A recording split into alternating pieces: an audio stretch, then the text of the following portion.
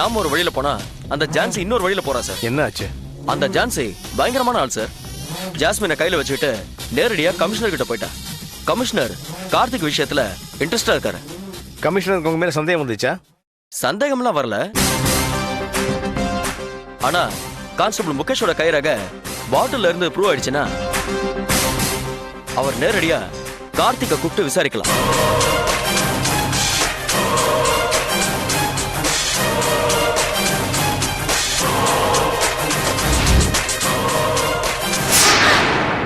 அப்படி விசாரிச்சா என்ன நடக்கும்? முதல்ல என்ன சஸ்பெண்ட் பண்ணுவாங்க. அப்புறம் எனக்கு இந்த கேஸ்ல இருக்கிற ஹோல்ட் போயிடும். வேற ஆபீசர் வந்தாங்கன்னா நான் இப்ப நியாயப்படுத்தி வச்சிருக்கிற எல்லா லாஜிக்கையும் உடைப்பாங்க. எங்க கிட்ட நெருங்கிறது கூட சான்ஸ் இருக்குல்ல? இருக்கும் மேடம். வர ஆபீசர் எப்படி இருப்பான்னு யாருக்கு தெரியும்? உங்களே அசிங்கப்படுத்திட்டா என்ன பண்ண முடியும்?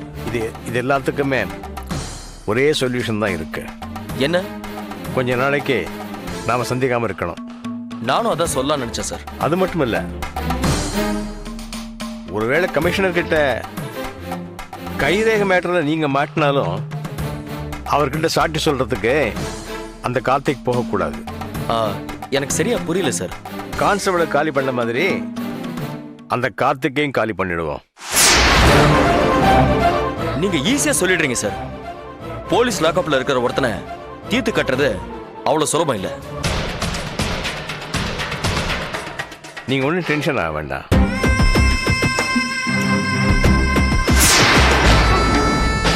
எதுக்காகவாவது அவனை லாக்அப்ல இருந்து வெளியே கொண்டு வருவீங்களா? அவனுக்கு ஜுரம் அடிக்குதுன்னு ஏட்டையா ஃபோன் பண்ணாரு. அந்த காரணத்தை சொல்லி வேணா ஹாஸ்பிட்டலுக்கு கூட்டிட்டு போலாம். Very good.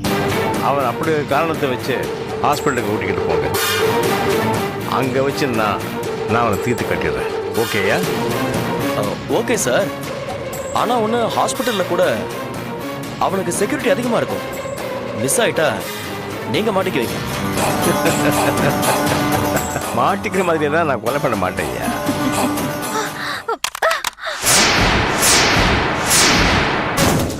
என்னன்னு பார்த்துட்டு வந்துடுறேன் சார்.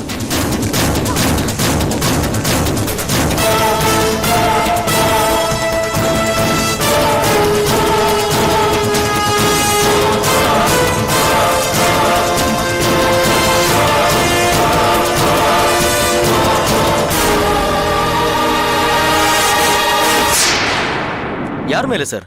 ஏதோ போனேன்னு நினைக்கிறேன். அப்போ நான் கிளம்புறேன் சார். ஓகே, வரேன் மேடம். டாட், என்னம்மா? இந்த இன்ஸ்பெக்டர் கூட நம்ம தலைக்கு மேல தொங்குற கத்தி தான். நீ ஒன்றும் கவலைப்படாதம்மா, இவனையும் காலி பண்ணிடுவான். அப்புறமா அந்த சீக்ரெட் ஃபைல் ஒன்று கொடுத்தனே, அதை எடுத்துடுவாம்மா. சரி, ஆடிட்டர் வெயிட் பண்றாரு. சரி டாட்.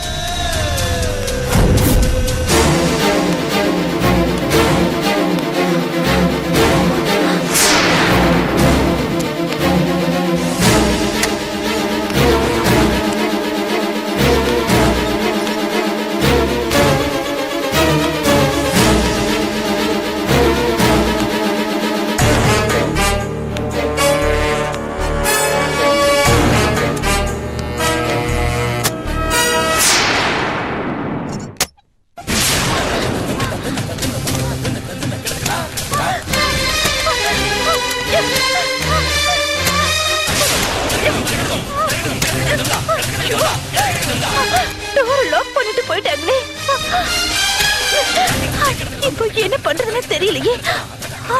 ஐயோ, ஷூ.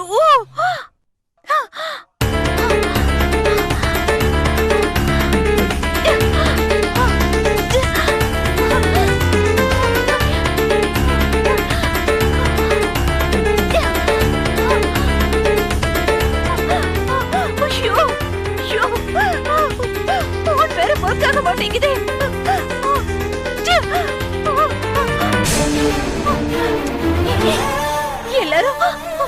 எல்லாரும் வெளியே போயிட்டாங்களா? இல்ல அவ மட்டும் தான் இருக்காளா? ஐயோ ஐயோ, இது வேற கொலகார குடும்பமாச்சே.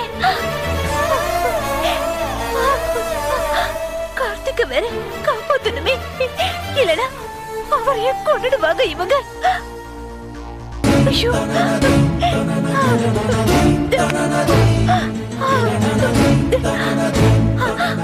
ஐயோ கடவுளே போன் ஆன் ஆகணும்.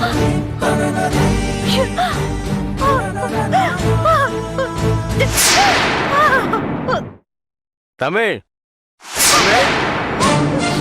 ஆ வந்துச்சு டாட். என்ன டாட்? எப்படிமா இருக்க கெட்டப்பு? எதுக்குப்பா இப்படி ஒரு கெட்டப்பு?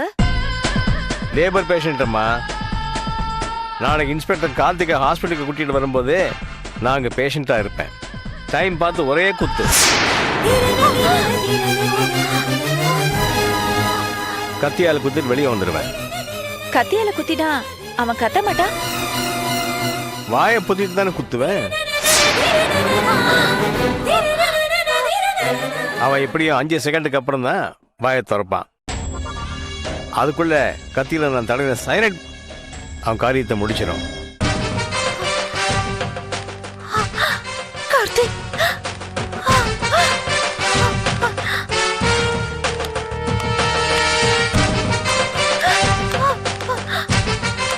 டாட், ஆ? என்ன ரூம்குள்ள வரீங்க? ஏதாவது மறந்துட்டீங்களா? ஆமாம்மா, சைலண்ட் பாட்டில் எடுக்க மறந்துட்டேன். Hello Priya. Hey, how are you? சொல்லு பிரியா. சரி.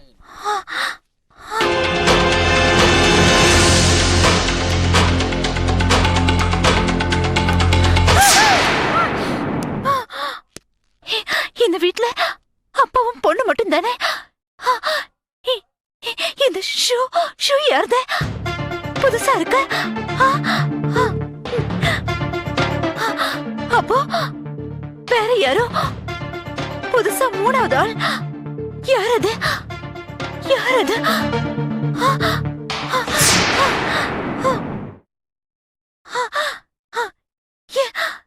என்ன நடக்குது இங்க? சரி, ஒரு நிமிஷம் அப்பா கிட்ட போன் கொடுக்குறேன்.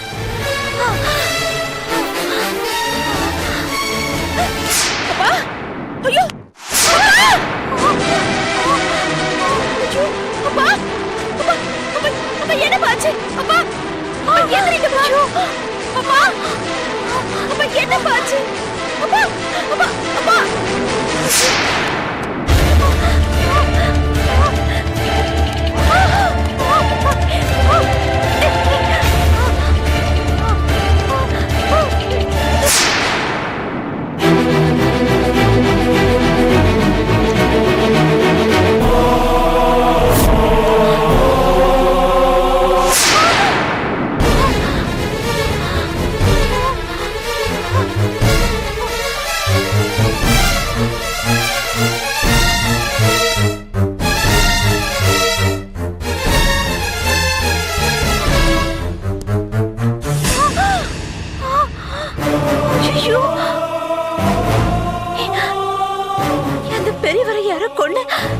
எடுத்துட்டு போற மாதிரி இருக்கே. யாருன்னு தெரியலையே. அந்த பெரியவர் தானா இல்ல வேற யாரையும் எடுத்துட்டு போறாங்களா?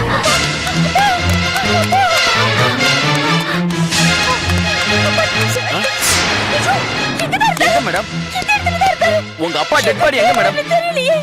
ஐயோ, நான் இந்த இடத்துல தான் அப்பா பார்த்தேன். உங்களை கூட்டிட்டு வரதுக்குள்ள அவர் எங்க போறாரு?